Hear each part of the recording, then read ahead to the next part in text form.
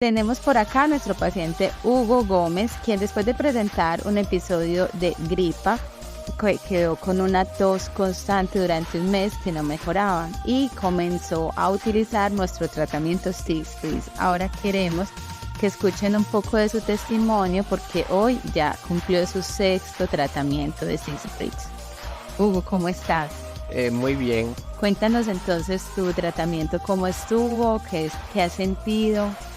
Después de la tercera dosis, como me habían explicado, la tos ya había disminuido completamente, quitándome esa sensación de andar tosiendo constantemente durante todo el día.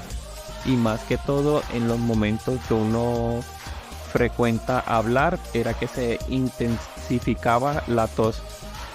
Pero ya con el tratamiento, pues después de la tercera dosis, la tos ya disminuyó por completo y ya simplemente completé el esquema total de las dosis. Exactamente, Six Breeze está diseñado para presentar mejoría aproximadamente entre la tercera y la quinta dosis máximo, pero lo ideal es terminar el tratamiento para poder fortalecer nuestras defensas. Hoy Hugo está fuerte, sano y saludable y bueno, feliz con su tratamiento. Sí, Recomendado. recomendado. Muchísimas gracias por el tratamiento. Ok, gracias, chao.